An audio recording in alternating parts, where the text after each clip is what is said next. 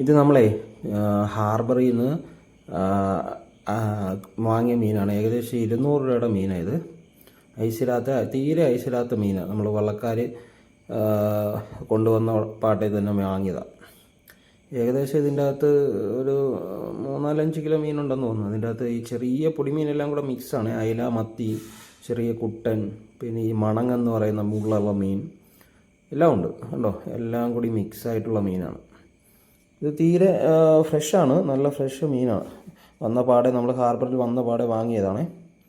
ഏകദേശം 200 രൂപ കൊടുത്തിട്ടുണ്ട്. ഇത് കുട്ടൻ എന്ന് പറഞ്ഞ മീനാണ്. ഇത് കുട്ടൻ കോര എന്നൊക്കെ പറയുന്ന മീനില്ലേ, അതാണ്. പിന്നെ ഇതേ കുറച്ച് മത്തിയുണ്ട്, കോക്കാലമത്തി എന്ന് പറയുന്നത്. ഇത് കോക്കാലമത്തി, ഇത് ശീലാവെന്ന് പറയുന്ന മീനുണ്ട്. അങ്ങനെ എല്ലാം കൂടെ മിക്സായിട്ടുള്ളത് പൊടിമീനാണേ. അതായത് എല്ലാം കൂടി മിക്സായിട്ടുള്ള മീൻ, പൊടിമീനെന്നും പറയും ഇവിടെ. ഇത്തിരി വലുതല്ല. നമുക്കേ ഇത് നല്ല രീതിയിലൊന്ന്, നമ്മുടെ സാധാരണ രീതിയിൽ നമ്മൾ വീട്ടിൽ വെക്കുന്ന രീതിയിലൊന്ന് നോക്കാം. ഏകദേശം ഇത് ഒത്തിരി ഉണ്ട്. അത് നമ്മൾ കറിക്കുള്ളത് മാറ്റിയിട്ട്, കറിക്കുള്ളത് കുറച്ച് മാറ്റിയിട്ട് കുറച്ച് ഉണക്കാൻ വെക്കുന്നുണ്ട്. കുറച്ച് ദിവസമായിട്ട് ഇപ്പോൾ മീൻ കൂടുതൽ കിട്ടുന്ന കാരണം കുറച്ചെടുത്ത് കറി വെച്ചിട്ട് ബാക്കി ഉണക്കാൻ വെക്കും, ഉണക്കമീനാക്കാനേ. ഇതാണ് മണങ്ങ്, ഇപ്പോൾ കണ്ടതാണേ മണങ്ങ്. പിന്നെ കുറച്ച് മത്തിയുണ്ട്, തോടി മത്തി എന്നൊക്കെ പറഞ്ഞിട്ട് കുറേ മീനുണ്ട് ഇതിൽ. കുട്ടൻ, ഇങ്ങനെ എല്ലാം കൂടെ മിക്സായിട്ടുള്ള മീനായിരുന്നേ. ഇതാണ് തോടി മത്തി.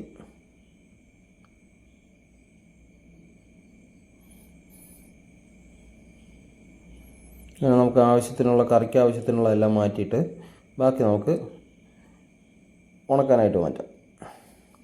അപ്പോൾ കറിക്ക് അത്യാവശ്യം എടുത്തിട്ടുണ്ട്. കറിക്ക് ഏകദേശം ഒരു കുറച്ച് ഇത് മത്തി, തോടി മത്തി, കോക്കാലമത്തി, കോക്കാലമത്തി എന്ന് പറയുന്ന മീനാണിത്.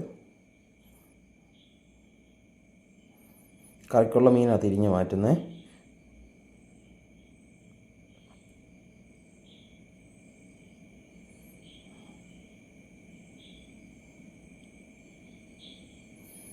കുറച്ചായിട്ടുണ്ട്, അത്യാവശ്യം കറി വെക്കാനുള്ളതായിട്ടുണ്ട്. ഇനി നമുക്കിതൊന്ന് നന്നാക്കി എടുക്കണം.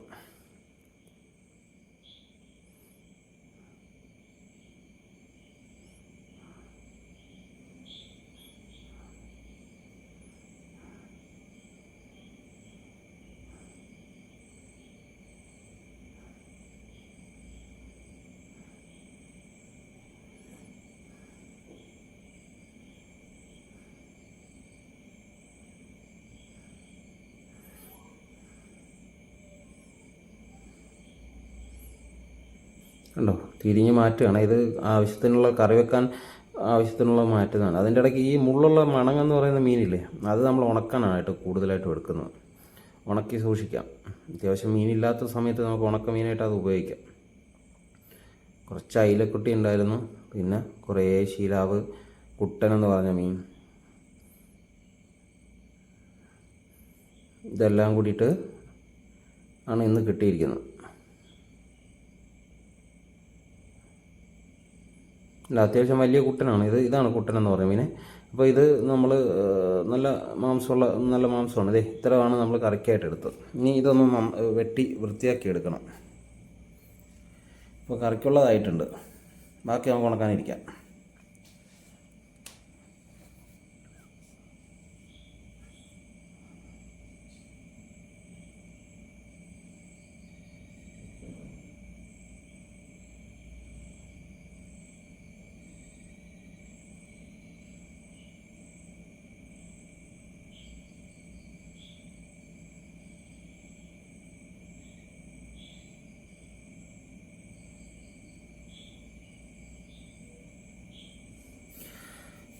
നമുക്ക് അത് വെട്ടാനായിട്ട് എടുക്കാം. എന്നിട്ട് നമുക്കേ കുറച്ച് തേങ്ങ, മുളക് പൊടി, പിന്നെ മഞ്ഞൾപ്പൊടി, പെരിഞ്ചീരകം, പിന്നെ ചെറിയ ഉള്ളി, ഇതെല്ലാം കൂടെ ഒന്ന് മിക്സിയിലിട്ട് നല്ല രീതിയിൽ അടിച്ചെടുക്കണേ. അതായത് നല്ല രീതിയിൽ ആവശ്യത്തിന് വെള്ളം ഒഴിച്ചിട്ട് നല്ല രീതിയിലൊന്ന് അരച്ചെടുക്കണം.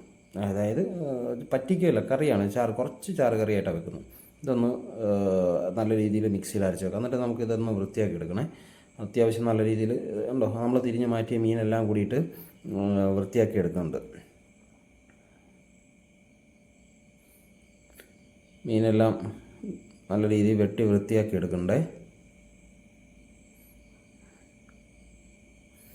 അങ്ങനെ നമ്മുടെ മീനെല്ലാം വെട്ടി റെഡിയാക്കിയിട്ടുണ്ട്. ഇനി നമുക്ക് ഇത് അടുപ്പത്ത് കയറ്റാം. ഏകദേശം നമ്മുടെ തേങ്ങ അരപ്പും കുറച്ച് പച്ചമുളക് അരിഞ്ഞ് ചട്ടിയിലിടുക. അതിൻ്റെ അകത്തേക്ക് നമ്മൾ നേരത്തെ പുളിയെടുത്ത് വെള്ളത്തിൽ ഇട്ടിട്ടുണ്ടായിരുന്നു. വാളംപുളിയല്ല, കുടംപുളി. നമ്മുടെ മീനെല്ലാം റെഡി ആയിട്ടുണ്ട്.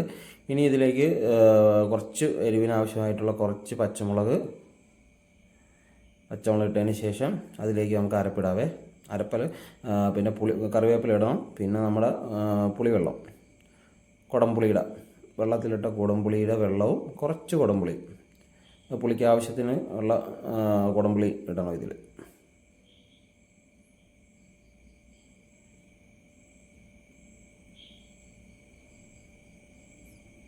പുളി കൂടുതലാണെങ്കിൽ കുറച്ച് മാറ്റണേ. ഇപ്പോൾ ആവശ്യത്തിനുള്ള പുളി ഇട്ട് ഇനി ആവശ്യത്തിനുള്ള അരപ്പ് ചേർത്തതിന് ശേഷം കുറച്ച് ഉപ്പ് കുറച്ചെന്നല്ല, ഇതിൻ്റെ അകത്തേക്ക് ആവശ്യത്തിനുള്ള ഏകദേശ പരുവത്തിന് നോക്കിയിട്ട് ഉപ്പ് ഇടുക. ബാക്കി നമുക്ക് മീൻകറി റെഡിയാവുന്ന രീതിക്ക് നമുക്ക് ചേർക്കാം. നമ്മുടെ അരപ്പ് റെഡി ആയിട്ടുണ്ട്.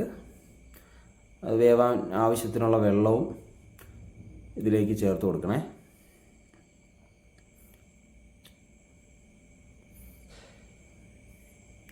ഈ പരുവത്തിൽ നമുക്ക് ആവശ്യത്തിനുള്ള ഉപ്പ് ഇട്ട് കൊടുക്കണം.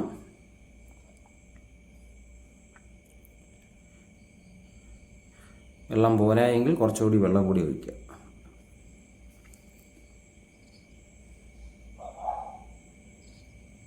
ഇനി ഇതിലേക്ക് നമ്മൾ കഴുകി വെട്ടി വൃത്തിയാക്കി വെച്ചിരിക്കുന്ന മീൻ ഇട്ട് കൊടുക്കാം.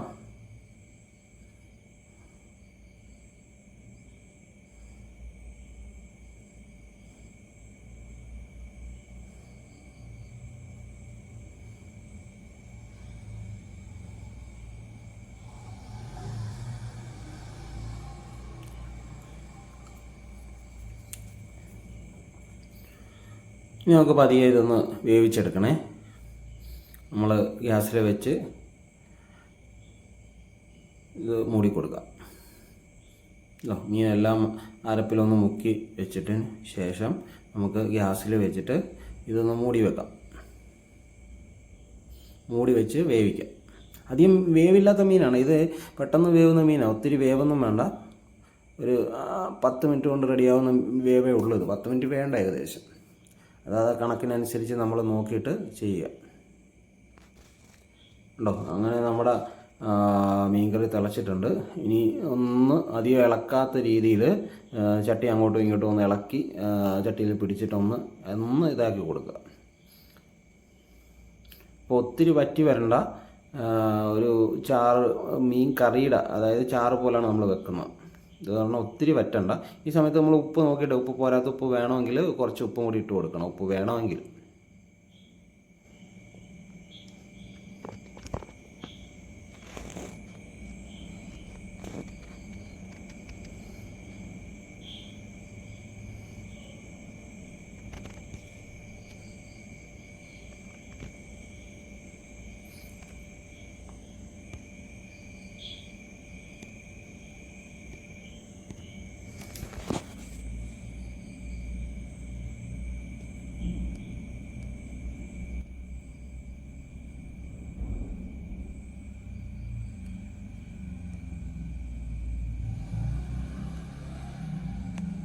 പോരാത്ത ഇപ്പം അത് കണ്ടോ, നമ്മുടെ മീൻകറി റെഡി ആയിട്ടുണ്ടേ.